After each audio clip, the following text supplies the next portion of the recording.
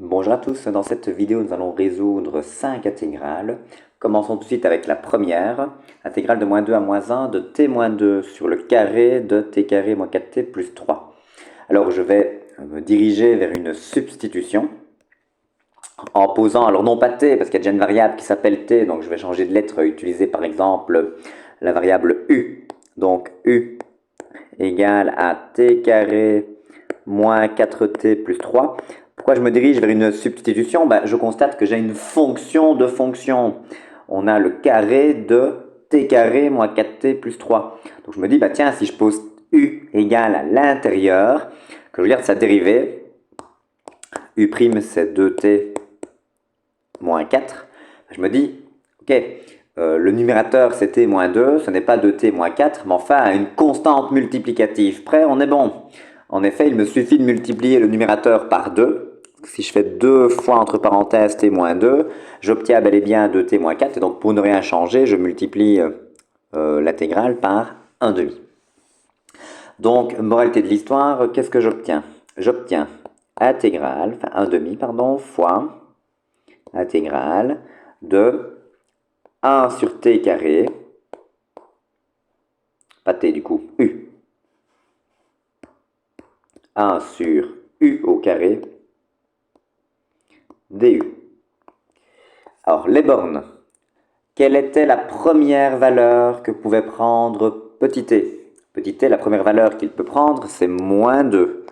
Donc, la première valeur que pourra prendre u est obtenue en remplaçant tous les t donc présents dans l'expression de u par moins 2.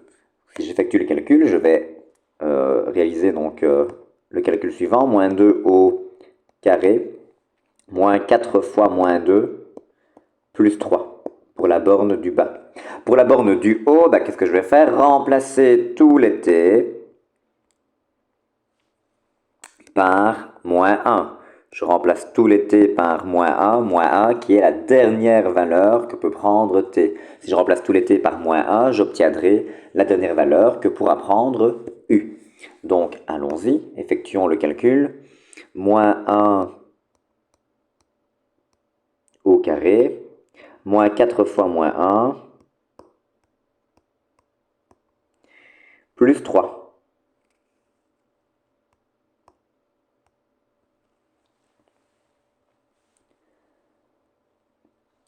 On calcule. On obtient donc 1 demi fois, alors a sur u carré, c'est u exposant moins 2, du.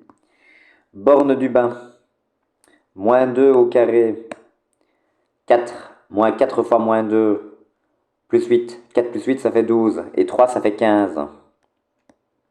Borne du haut, moins 1 au carré, cela fait 1, moins 4 fois moins 1, plus 4, 1 plus 4, cela fait 5, et 3, cela fait 8.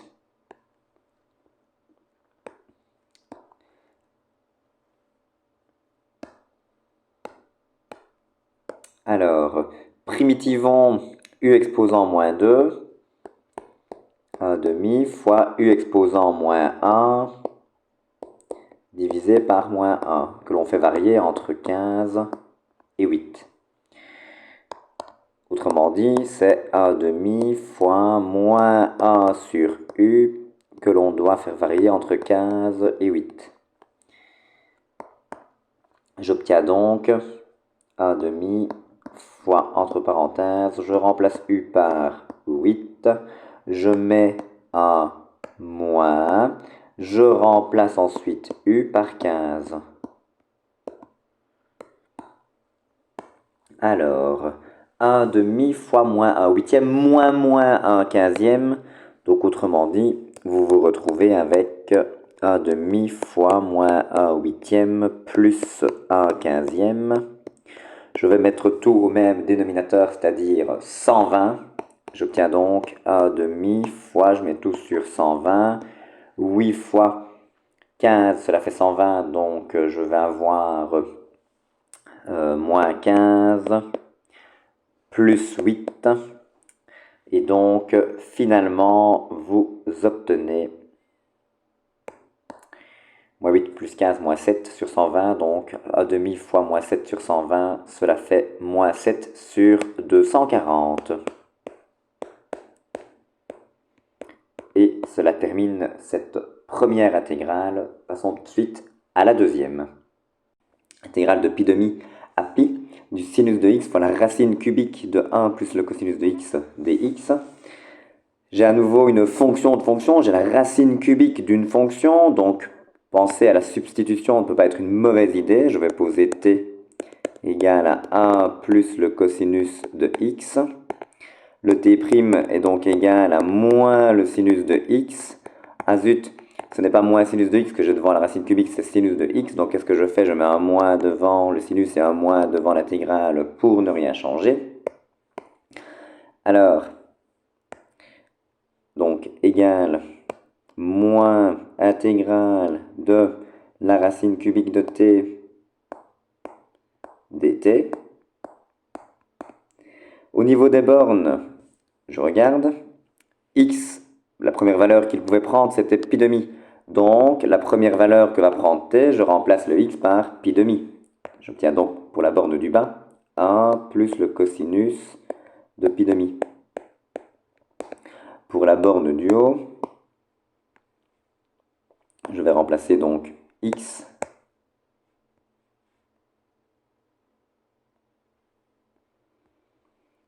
par pi. J'obtiens 1 plus cos de pi.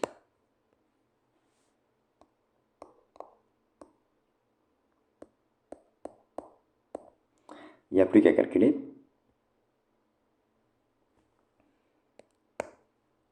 C'est donc égal à moins l'intégrale. Alors le cosinus de pi demi c'est 0, donc 1. Le cosinus de pi c'est moins 1, donc 0. La racine cubique de t c'est t exposant 1 tiers dt. Alors, j'ai envie de permuter les bornes de l'intégrale. Pourquoi j'ai envie de faire cela? Ce n'est pas une obligation, mais quand on permute les bornes, on doit mettre un moins devant. Donc si je mets un moins devant, étant donné qu'il y en a déjà un, ça va faire moins moins, donc plus. Ce qui fait que ça va me faciliter un petit peu la vie au niveau des calculs. Donc je me permets de dire que j'ai tout à fait le droit. Cette intégrale est égale à l'intégrale entre 0 et 1. Donc ce n'est pas une erreur de ma part, hein. Le moins n'est plus là, c'est normal, puisque c'est moins moins l'intégrale de 0 à 1, donc plus l'intégrale de 0 à 1 de t exposant 1 sur 3 dt. En primitive, t exposant 1 tiers plus 1, cela fait 4 tiers, donc j'ai t exposant 4 tiers divisé par 4 tiers. Je dois faire varier cela entre 0 et 1. Alors, continuons à simplifier notre expression, ce sera plus facile pour les calculs. C'est donc égal à 3 quarts fois la racine cubique de t exposant 4. Je remplace donc tous les t par 1, puis je mets un moins, puis je remplace tous les t par 0. Donc, si je fais cela, je vais avoir 3 quarts fois la racine cubique de 1 exposant 4.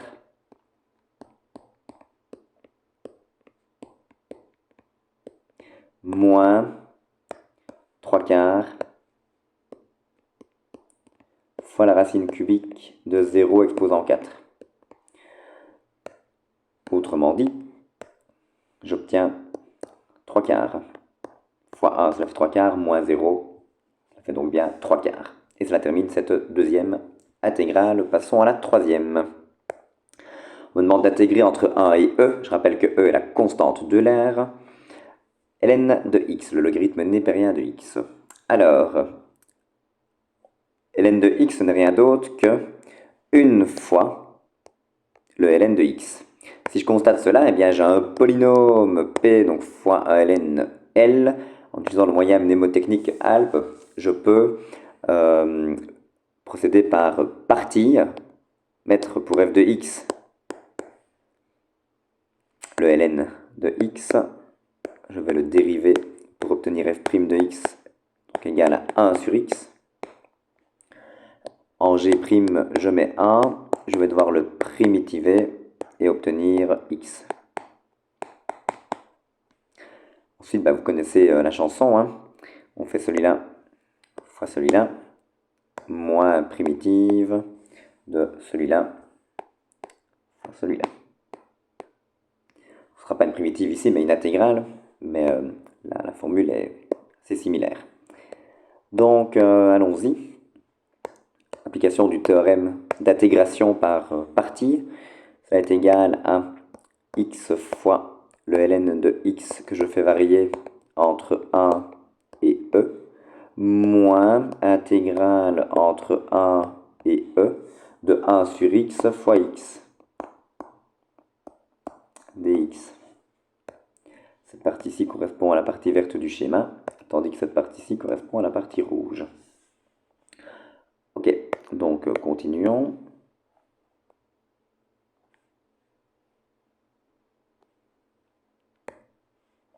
C'est donc égal, je remplace tous les x par e, donc j'ai e fois le ln de e, moins 1 fois le ln de 1, moins l'intégrale entre 1 et e de 1 sur x fois x, oui mais bon, 1 sur x fois x, je peux simplifier les x, il reste intégrale de 1. Intégrale de 1, c'est pas trop dur à primitiver, c'est x. Quelle fonction dois-je dériver pour obtenir 1? Eh bien, la fonction identique, c'est-à-dire x. Je vais varier entre 1 et e. Alors le ln de e, cela fait 1. Le ln de 1, cela fait 0. Donc finalement, il me reste e moins, entre parenthèses, e moins 1. E moins 1. Ça va faire e moins e plus 1. Et e moins e, cela fait bien entendu 0. Donc 0 plus 1, cela fait 1. Et cela termine cette troisième intégrale. Passons tout de suite à l'avant-dernière. Je vous demande d'intégrer entre moins 2 et 2.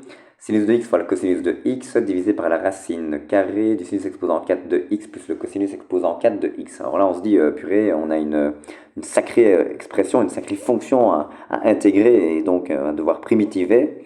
On n'a pas l'impression que l'on va s'en sortir, sauf si on observe bien les bornes. On peut avoir la puce à l'oreille et se dire, bah tiens, j'ai des bornes qui sont symétriques par rapport à 0. Les bornes sont symétriques par rapport à 0. Donc, je me rappelle d'un résultat du cours qui indique que l'intégrale entre moins 1 et a d'une fonction qui est impaire, c'est 0. L'intégrale entre moins 1 et a d'une fonction qui est paire, c'est 2 fois l'intégrale entre 0 et 1 de cette fonction. Donc, j'ai envie de regarder la parité, en espérant qu'elle soit impaire, comme ça je réponds tout de suite que cela fait 0 sans le moindre calcul. Donc, allons-y, j'ai une fonction que je vais appeler donc f de x. Voici f de x. Je vais regarder donc sa parité. Pour ce faire, je vais regarder l'image de moins x par f. Je calcule.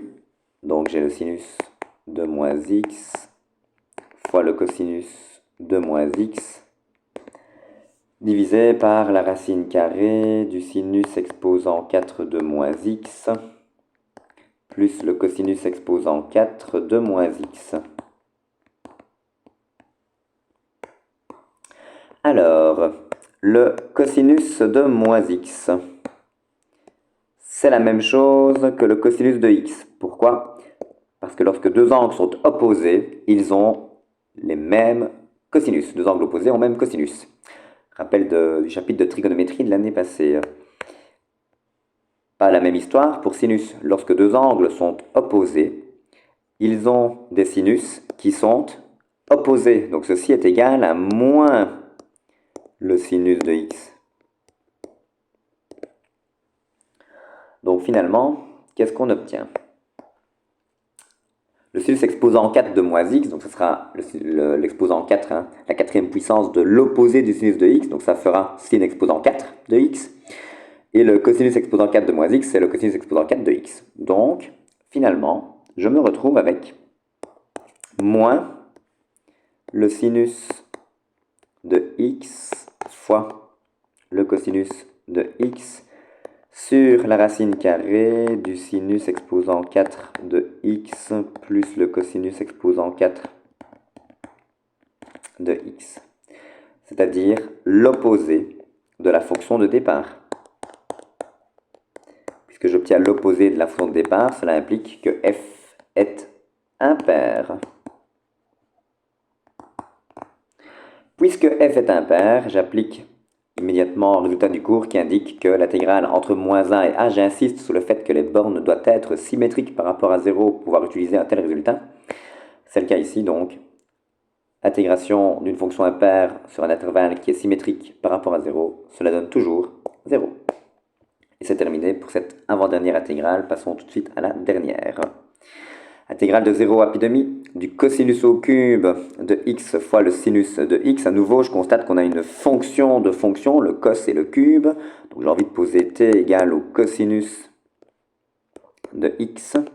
Le t' c'est moins le sinus de x. Zut, je n'ai pas le moins, c'est pas grave, je vais le rajouter. Donc pour ne rien changer, mettre un moins devant. J'obtiens donc moins l'intégrale de t cube dt. Au niveau des bornes, x prenait la valeur 0 pour commencer, donc t va prendre la valeur cosinus de 0 pour commencer. Et pour terminer, t va prendre la valeur cosinus de pi demi. Le cosinus de 0, cela fait 1. Le cosinus de pi demi, cela fait 0. Et à nouveau, comme tout à l'heure, moins l'intégrale de 1 à 0, j'ai tout à fait le droit, grâce à la proposition permutation, j'ai le droit d'indiquer que c'est l'intégrale entre 0 et 1 de t cube. À nouveau, cela me facilitera les calculs, on n'aime pas avoir des moins qui traînent un peu partout. Bon, primitive de t cube, c'est pas trop dur. Primitive de t cube, c'est t exposant 4 sur 4 que je dois faire varier entre 0 et 1. J'obtiens donc 1 exposant 4 sur 4 moins 0 exposant 4 sur 4. Cela fait donc 1 quart moins 0, c'est-à-dire 1 quart. Et cela termine cette dernière intégrale. Je vous remercie pour votre attention.